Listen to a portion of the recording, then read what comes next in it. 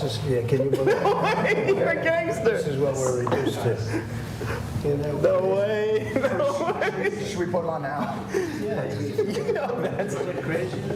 Podcasts like that one and UFC fights and cryptocurrency ventures. Donald Trump's campaign has made its mission to court young men, or as it's often called, to court the bro vote.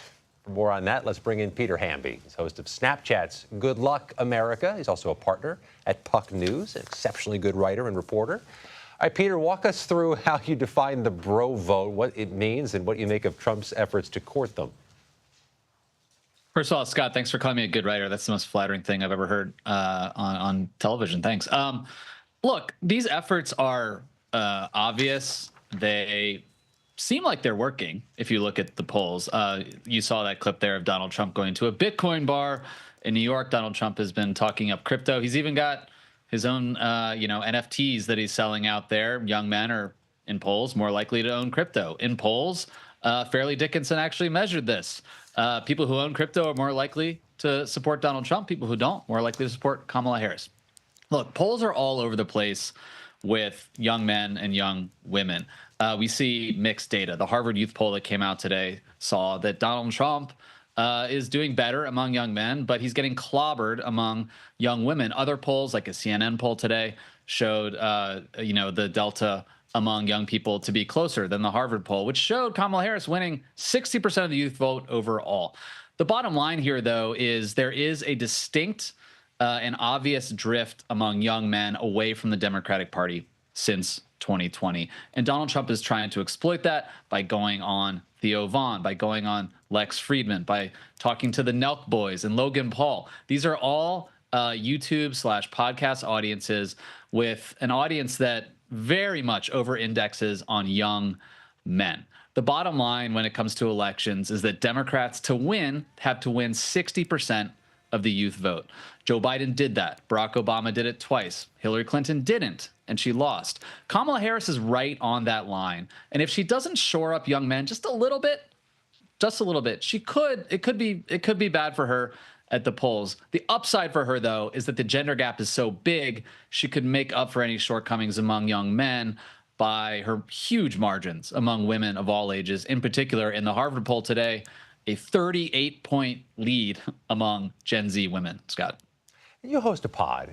Is there something different or special about a podcast audience that makes them more desirable? Other than just a demographic group they represent that might be something you want. Is there something that connects a podcast audience with the guest more than doing a news interview or talking on the radio?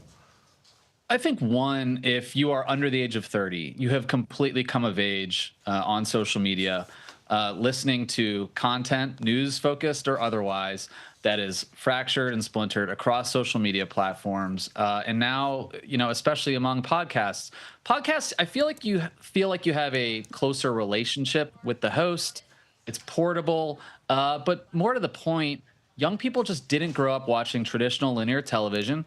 They're watching live streams like this one, and they are watching video content on social media platforms, from YouTube to where I work at Snap. It's just that traditional media is completely outside the field of view for young people. And then you layer on top of that, podcast hosts, not me, but like a lot of them, they share a lot about themselves, and people feel like they have a personal relationship with those hosts. And it's sort of an identity marker in a way. If you listen to Lex Friedman, you're one of those guys who's just asking questions. Maybe you're a contrarian.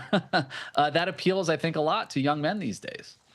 Time for one more quick question, Peter. What type of policies do you see them trying to target to get a bro voter? What resonates with them? Well, that's the thing. We talk about the bro vote. We need to break out the fact that, maybe in the case of some of these podcasts, you have a lot of young white men. Morning Consult did a poll of Joe Rogan listeners 2 years ago, Scott, and found that mostly white young men listen to it, but about a quarter of the audience is Hispanic. I think the thing is, a lot of this is branding for Donald Trump. He needs to talk more about the issue of the economy when he goes on these podcasts. Yes, there's a vibe. Young guys like Donald Trump. He plays golf with Bryson DeChambeau. He makes funny TikToks. He's anti-woke. The number one issue for young men is the economy. For young women, it's abortion rights. But for young men, it's the economy, prices, the cost of rent. accessing the economy is a very difficult thing for young people these days. And so Donald Trump goes on these podcasts. He can act macho and talk about lowering taxes on Zins, but he does have to talk about the cost of living and really give people a why. Because, you know, he can't just, I think at least, he can't just go on there and be like, hey, I'm a dude, vote for me. There's got to be a little more of a transactional policy element going on. Peter Hamby, we appreciate your time. Thanks so much. Thanks, Scott.